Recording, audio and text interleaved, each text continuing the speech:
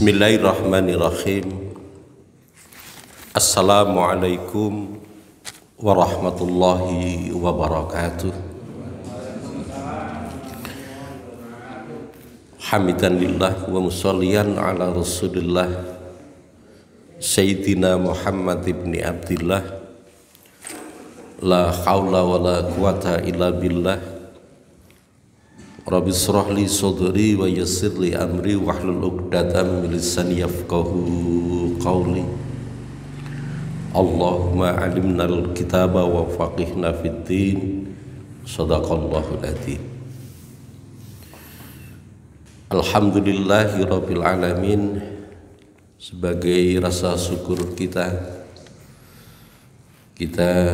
memuji kepada Allah, mengagungkannya, mensucikannya, meninggikannya, dan berupaya untuk bersama-sama melaksanakan dan mendakwahkan risalah yang telah Allah turunkan kepada Rasul-Nya.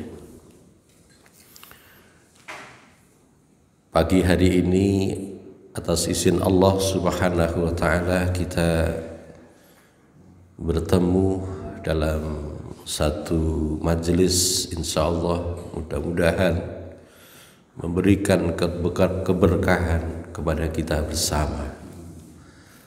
Salawat dan salam senantiasa tertuju kepada junjungan kita, baginda kita, Kanjeng Nabi Muhammad sallallahu alaihi wasallam. Padanya Allah memberikan izin untuk memberikan syafaat kelak pada hari kiamat. Kalau hanya mengandalkan besarnya, banyaknya pahala yang kita lakukan, pada sisi yang lain dosa kesalahan pun juga bertumpuk-tumpuk banyak yang kita lakukan. Kita sangat mengharap syafaat dari beliau. Jamaah kuliah subuh rahimakumullah. Di kesempatan pagi hari ini masih melanjutkan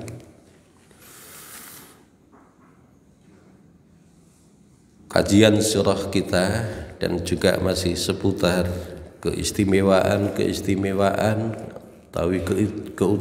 keutamaan yang ada pada diri sahabat Kanjeng Nabi Muhammad sallallahu alaihi wasallam, Sayyidina Abu Bakar As-Siddiq radhiyallahu anhu. Kecintaan Sayyidina Abu Bakar kepada Kanjeng Nabi Muhammad sallallahu alaihi wasallam tidak ada duanya.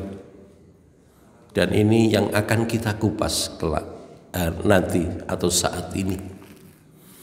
Dan mudah-mudahan juga kita bisa menteladani, meniru, karena kecintaan kepada Rasulullah lebih-lebih diletakkan di kepentingan segalanya, akan menghantarkan kita kelak di akhirat tentu juga kepada keuntungan, kepada kemuliaan. Jamaah kuliah subuh rahimakumullah.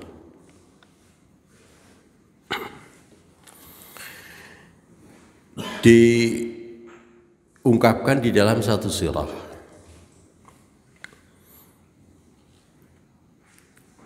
tepatnya pada tanggal 26 Safar,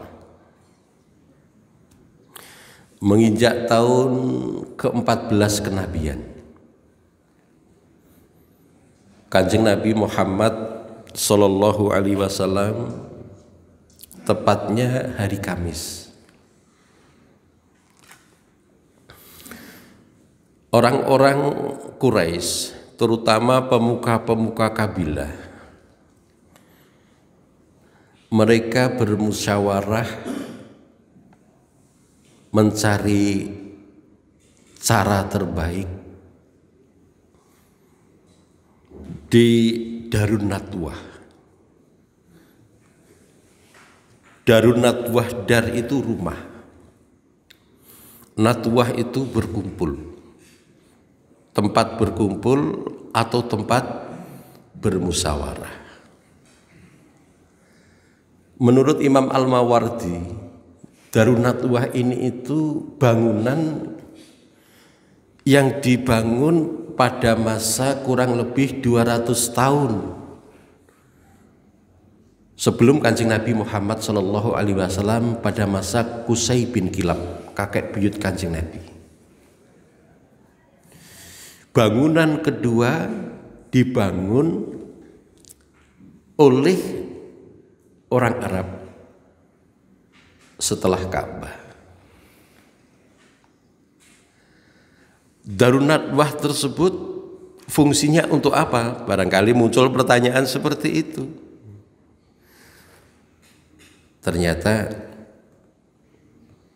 untuk membicarakan, memusyawarahkan peristiwa-peristiwa yang penting yang terjadi di tengah-tengah kota Makkah atau di internal Quraisy.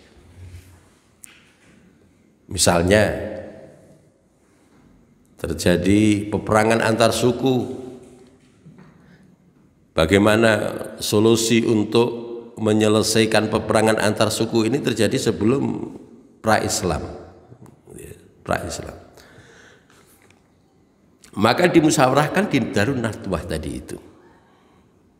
Kemudian juga misalnya kalau musim haji mau datang, maka pemuka-pemuka Quraisy, jadi haji ini itu pun juga dilaksanakan sebelum Islam datang, cuman caranya saja yang salah. Ini dibicarakan karena itu adalah urusan yang penting. Termasuk misalnya ketika ingin melakukan perjalanan untuk bisnis, untuk berniaga atau melakukan perdagangan, baik ke Syam atau ke Yaman, nanti pemimpin yang memimpin kafilah tadi itu siapa, itu pun juga dibicarakan di Darun Nadwah tadi itu. Jadi tempat yang disakralkan. Bahkan ada sebagian sejarawan yang mengatakan sebelum usia 40 tahun tidak boleh untuk datang ke Darun Nadwah tadi itu. Pembesar-pembesar Quraisy pada saat itu bermusyawarah mencari kata sepakat karena mereka menganggap apa yang disampaikan oleh Kanjeng Nabi Muhammad SAW akan menggerus eksistensi mereka. Gitu. Terlebih juga yang disampaikan oleh Kanjeng Nabi tentang ketauhidan ini bertolak belakang dengan faham yang selama ini diyakini oleh orang-orang Quraisy. Ini masalah besar. Masalah besar. Maka di hari Kamis tersebut tanggal 26 Safar menginjak tahun ke-14 kenabian tadi itu, gitu ya. Pembesar-pembesar Quraisy sekali lagi bermusyawarah, berkumpul di Darun Nadwah tadi itu. Bagaimana caranya untuk menghentikan laju dakwah yang dilakukan oleh Kanjeng Nabi Muhammad SAW. Jadi setelah saya tulis lebih jauh gitu ya, ini sebelum nanti saya sampaikan seperti ini karena ini ada kaitannya yang erat sekali dengan bentuk kecintaan Sayyidina Abu Bakar As-Siddiq radhiyallahu anhu dumateng atau kepada Kanjeng Nabi Muhammad sallallahu alaihi wasallam. Misalnya Bani Makhzum, ini Bani yang terkenal karena di dalamnya itu ada Abu Jahal, Anaknya misalnya juga Ikrimah bin Abu Jahal yang terkenal permusuhannya kepada Kanjeng Nabi. Ini diwakili oleh Abu Hakam atau Abu Jahal. Dan tidak hanya Bani Makhzum, tetapi Bani Naufal bin Abdul Manaf itu pun juga diwakili misalnya Zubair bin Mut'im. Tidak hanya satu, Haris bin Amir, Tuhaimah bin Adi, termasuk juga Bani yang kabilah yang terkenal yang lainnya, Bani Abdusam bin Abdul Manab, Syaibah bin Rabi'ah misalnya. Ini wakilnya. Jadi semacam kalau kita sekarang ini itu Darun Nadwah itu ya parlemennya gitu loh. Parlemennya orang-orang Quraisy. Utbah bin Rabi'ah, Abu Sufyan bin Harb, ini wakil dari Bani Abdusyam bin Abdul Manaf.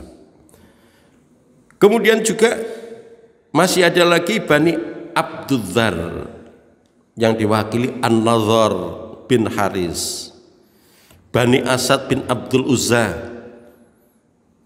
Abu Bukhturi bin Hisam.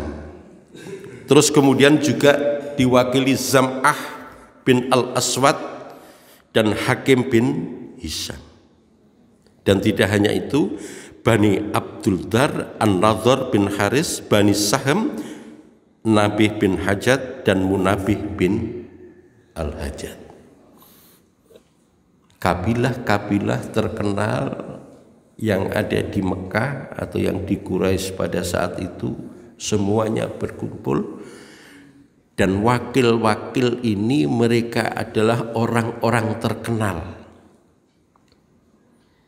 Mereka memiliki tujuan yang sama, cita-cita yang sama, karena ada ikatan kemusyrikan di antara mereka, menganggap Kanjeng Nabi itu sebagai musuh yang harus dihilangkan. Yang harus dihilangkan. Termasuk juga Umayyah bin Khalaf, gitu ya.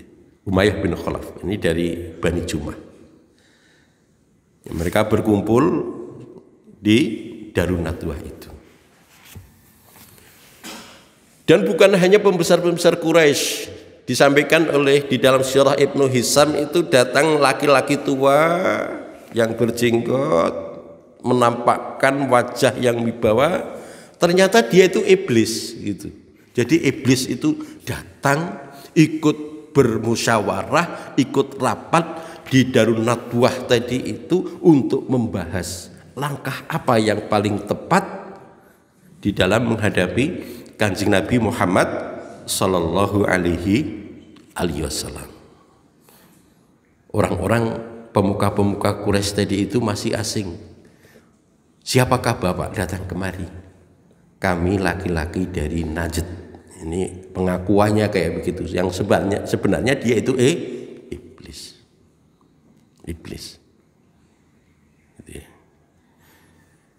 Maka di dalam rapat tadi terjadi satu perdebatan yang sengit, perdebatan yang alot. Masing-masing dari kabilah memiliki ide, memiliki rencana. Jadi misalnya begini, jadi Abdul Aswad ya, wakil dari salah satu kabilah yang terkenal. Lebih baik kita usir Muhammad ini dari tengah-tengah kita, gitu, dari tengah-tengah kita, atau kita buang dari Mekah ini, gitu.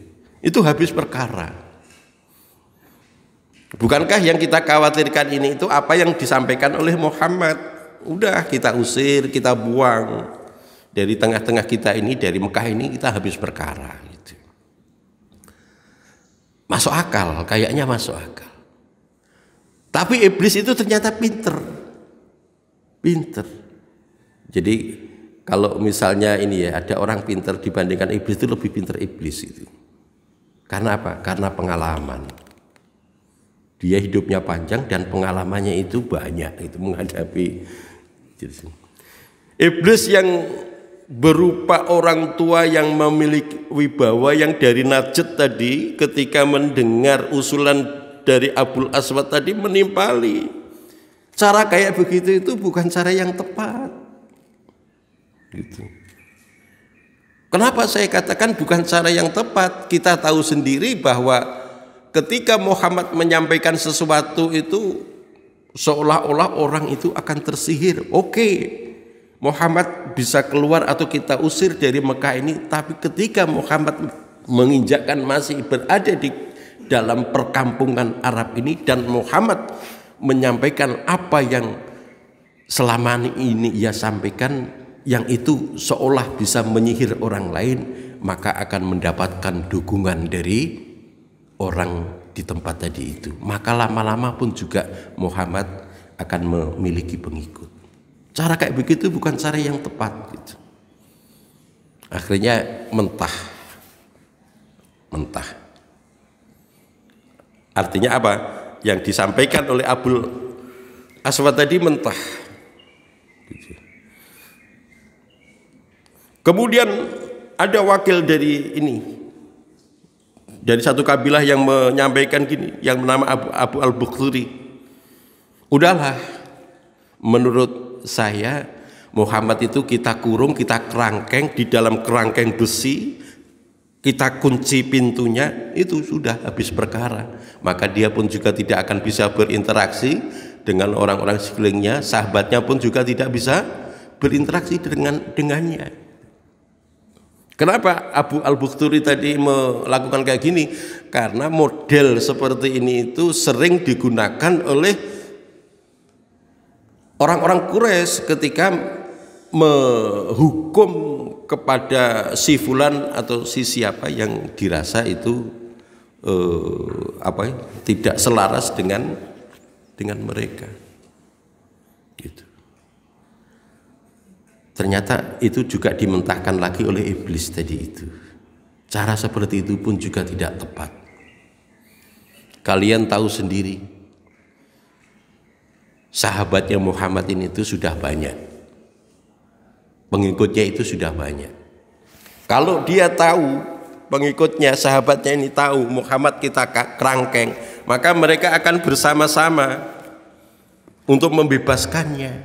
Kalian pun juga pasti tidak akan sanggup untuk melawannya. Maka itu bukan jaminan begitu. Maka itu bukan jaminan. Mentah lagi. Terus kemudian Abul Hakam. Abul Hakam itu Abu Jahal. Jadi dikatakan Hakam ini itu bijaksana. Maka ada satu riwayat gitu ya. Kenapa dulu Kanjeng Nabi Muhammad SAW itu kan memohon kepada Allah, Islamkanlah satu dari dua orang ini, itu Abul Hakam ataukah Umar. Pembesar-pembesar yang situ mengatakan begini, wahai Abul Hakam, adakah ide pendapat dari engkau? Maka Abul Hakam Abu Jahal tadi itu mengatakan begini, udah, kita pilih masing-masing dari kabilah-kabilah ini wakil yang paling tangguh, wakil yang paling kuat, terus kemudian kita persenjatai, gitu kan? Kita rame-rame, nanti kita ringkus Muhammad, kita bunuh Muhammad, udah habis perkara. Kalau nanti Bani Manaf atau kabilahnya Muhammad itu akan menuntut kematian salah satu dari warganya, maka nanti akan berhadapan dengan seluruh dari kabilah yang ada di Quraisy ini itu. Pasti mereka akan berpikir 2 kali, 3 kali, mereka tidak akan sanggup begitu. Nah, ide dari Abul Hakam atau Abu Jahal ini itu ternyata diiyakan oleh iblis tadi. Nah, baru ini pendapat yang real, pendapat yang masuk akal begitu. Pendapat yang real dan pendapat yang masuk akal. Maka disepakatilah hari itu, dikisahkan kira-kira menjelang pertengahan hari gitu ya. Masing-masing dari kabilah harus mengirim satu minimal orang dengan bersenjata yang nanti akan bersama-sama untuk membopong, untuk meringkus Muhammad. Sehingga kalau dikisahkan di dalam satu sirah itu kan rumah Kanjeng Nabi Muhammad Shallallahu Alaihi Wasallam itu ketika malam itu di sudut-sudut rumah beliau itu kan telah dijaga oleh orang-orang Quraisy. Ini kayak begini, itu adalah kesepakatan ini itu dihasilkan dari musyawarah mereka itu di Darun Nadwah. Benar. Akhirnya orang-orang Quraisy tadi itu ini ya berjaga-jaga di sudut-sudut rumah Kanjeng Nabi Muhammad Sallallahu Alaihi Wasallam. Maka menjelang hijrah, gitu ya, wa makarullah wallahu khairul makirin. Mereka pengen membuat tipu daya. Allah pun juga membuat tipu daya sebaik-baik tipu dayanya Allah Subhanahu wa ta'ala. Ini terbukti. Malam itu malaikat Jibril diutus oleh Allah datang menemui Kanjeng Nabi Muhammad sallallahu alaihi wasallam, la tabidu hadi al-lailah ala firasika alladhi kunta tabidu alaihi ya Muhammad. Wahai Muhammad, wahai Rasulullah, wahai hamba Allah gitu ya, yang agung, jangan engkau tidur malam ini di tempat tidurmu yang biasa engkau tiduri. Ini diungkapkan di dalam Sirah Ibnu Hisham atau Za'atul Ma'ad. Benar. Setelah ada perintah atau setelah ada informasi dari malaikat Jibril tadi, kemudian malam itu Kanjeng Nabi tidak sare, dia temui Ali gitu ya. Dia suruh Ali bin Abi Thalib, sepupunya gitu ya, sekaligus mantunya gitu ya. Wahai Ali, malam ini kenakanlah selimutku yang biasa aku pakai untuk berselimut dan berbalinglah di tempat tidurku. Jadi Ali disuruh untuk tidur di tempat yang biasa digunakan oleh Kanjeng Nabi berbaring. Dengan maksud apa? Ya agar orang-orang Quraisy mengira Rasulullah masih tidur di tempat tidur beliau. Maka singkat cerita barulah ini masuk, gitu ya, masuk bukti kecintaan Sayyidina Abu Bakar kepada Kanjeng Nabi Muhammad SAW, dan kecintaan itu benar-benar di atas segalanya, di atas jiwa raganya, harta yang dia miliki. Pada saat itu sebenarnya kalau dikisahkan oleh Aisyah radhiyallahu anha, Sayyidina Abu Bakar itu juga sudah bersiap-siap untuk hijrah bareng dengan kaum muslimin yang lain. Tapi hasrat tersebut itu dipenggak oleh Kanjeng Nabi. Ya Abu Bakar, jangan berangkat dulu.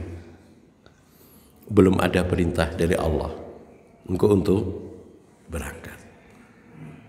Kemudian Sayyidina Abu Bakar, apakah ada perintah agar saya menemani engkau wahai Rasulullah? Maka dijawab oleh Kanjeng Nabi, iya. Nah, jadi dikisahkan Rasulullah dan Sayyidina Abu Bakar ini itu hijrah yang paling akhir. Ini menegaskan bahwa ya seorang pemimpin itu senantiasa selalu mengamati agar seluruh kaum muslimin yang ada di Mekah ini sudah pindah semua. Sudah pindah semua. Artinya sudah ke Madinah, hijrah semua. Barulah setelah itu kemudian yang terakhir Rasulullah Muhammad Sallallahu Alaihi Wasallam dan sahabat-sahabat beliau. Malam itu Kanjeng Nabi keluar dari rumah beliau, dan juga atas izin Allah seluruh orang Quraisy yang telah bersiap-siap dengan senjata yang terhunus tadi itu, semuanya tertidur. Tidak ada satupun yang melihat kalau Kanjeng Nabi tengah keluar dari rumah beliau. Jangankan orang, digambarkan semut saja itu kalau keluar dari itu pasti juga diketahui karena saking ketatnya penjagaan tadi itu. Beliau menuju rumah Sayyidina Abu Bakar, kemudian berdua menaiki kuda yang telah disiapkan, tapi tidak langsung menuju ke arah Madinah. Karena apa? Karena yakin bahwa ketika orang Quraisy tadi itu masuk ke rumahnya, ke rumah beliau dan mendapati beliau sudah tidak ada, pasti sudah menuju ke Madinah, pasti akan dikejar. Maka beliau dan Sayyidina Abu Bakar tadi itu menuju ke Gua Sur, salah satu gua yang ada di bukit yang ada di Mekah, yang tidak jauh dari Mekah.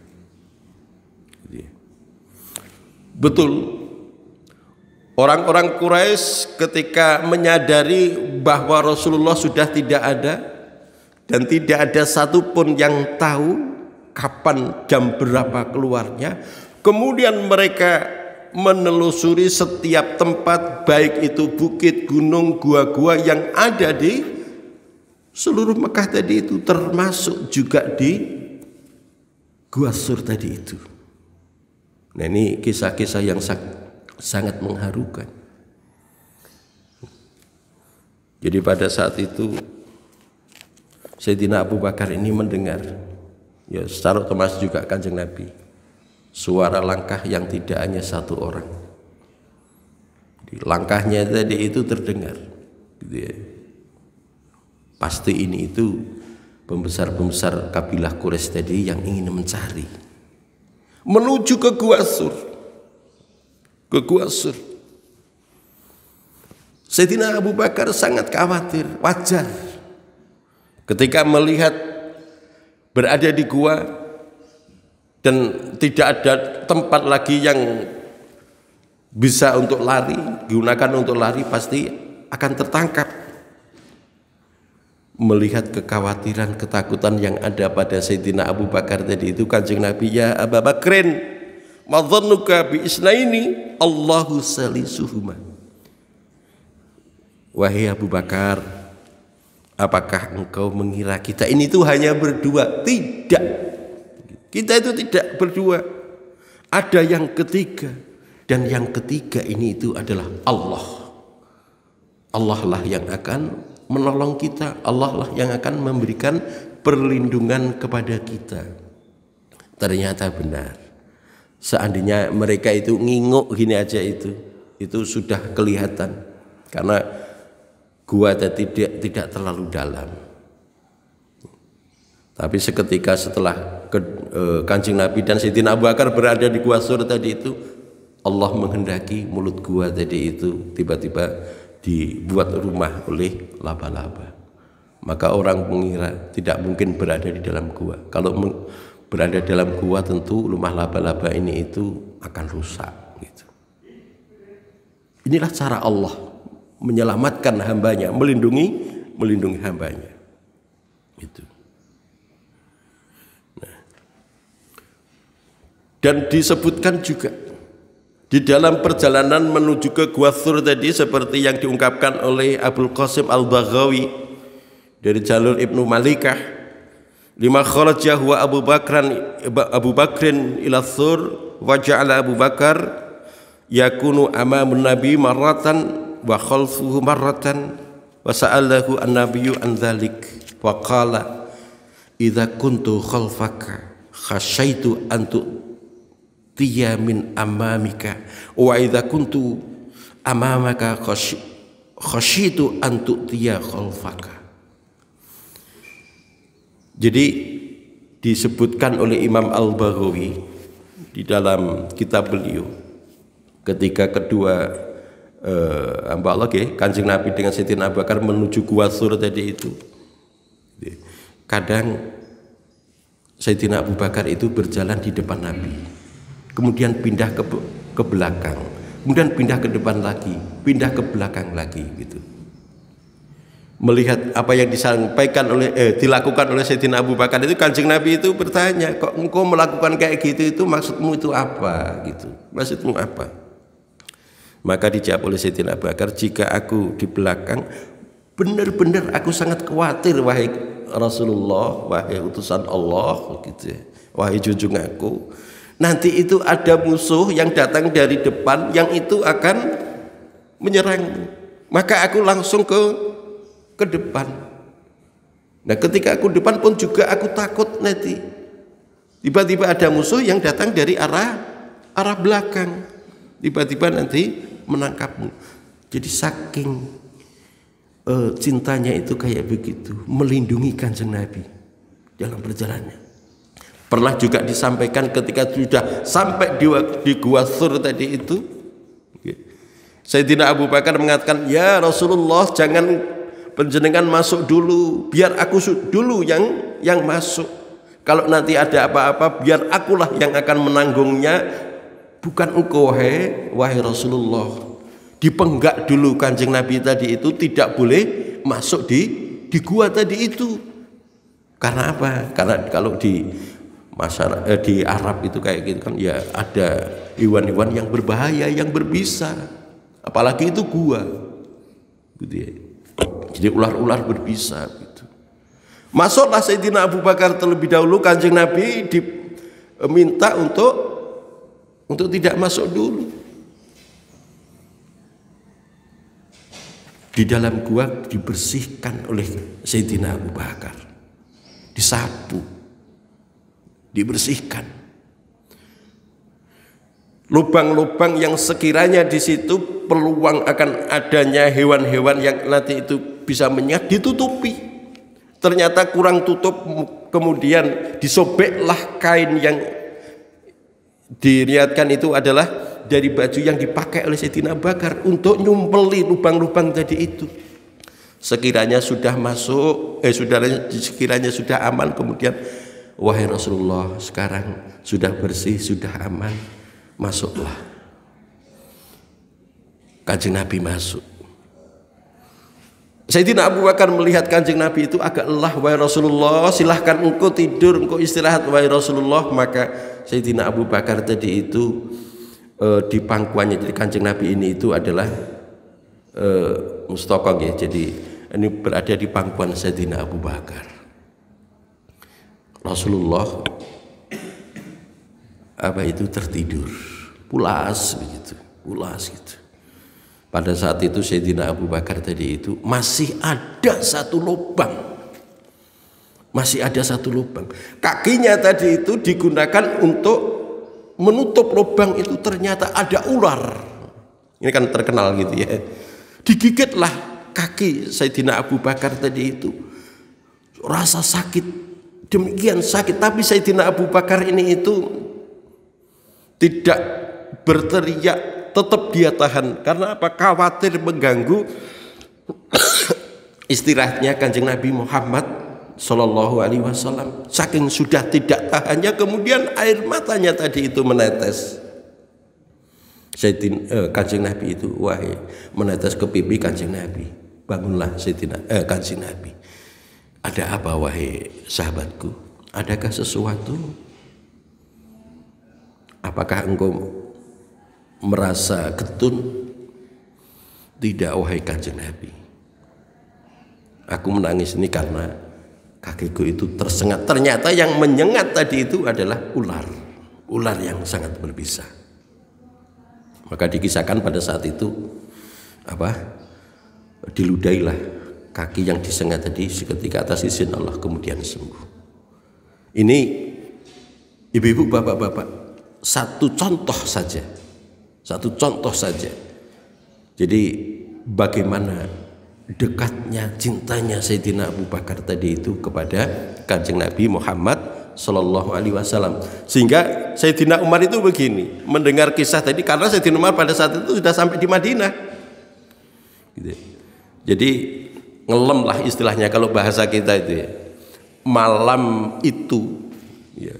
Jadi saat Abu Bakar membersamai Rasulullah di Gua Thur tadi itu jauh lebih baik bagi Abu Bakar dibandingkan dengan keluarga dari Umar. Nah inilah ibu-ibu, bapak-bapak jamaah kelas subuh rahimakumullah. Contoh sekali lagi ya, contoh kecintaan para sahabat kepada Kanjeng Nabi Muhammad Sallallahu Alaihi Wasallam. Kecintaan dinyatakan di dalam satu perbuatan yang real, yang real. Maka wajarlah kelak para sahabat-sahabat inilah yang juga nanti akan menemani Kanjeng Nabi di surga kelak.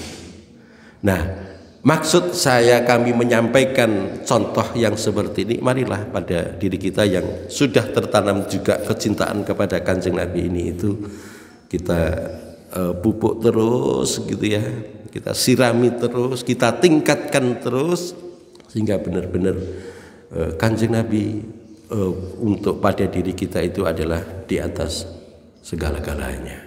Insya Allah lah pasti keberkahan, kebaikan lah yang akan kita dapatkan. Senantiasa kita selalu bersolawat kepada Kanjeng Nabi Muhammad SAW dan juga senantiasa kita berupaya sekuat mungkin untuk menjaga apa yang telah ditinggalkan oleh Kanjeng Nabi Muhammad SAW. Ini ibu-ibu, bapak-bapak, contoh keutamaan yang lainnya sungguh masih sangat banyak, tapi saya menyampaikan ini, gitu ya, gitu ya. Nah, mudah-mudahan bermanfaat untuk kita bersama, dan nanti pertemuan-pertemuan yang ke depan juga akan kita kaji kemuliaan-kemuliaan, keutamaan-keutamaan sahabat yang lain. Demikian kami akhiri. Wabillahi taufiq wal hidayah. Wassalamualaikum warahmatullahi wabarakatuh.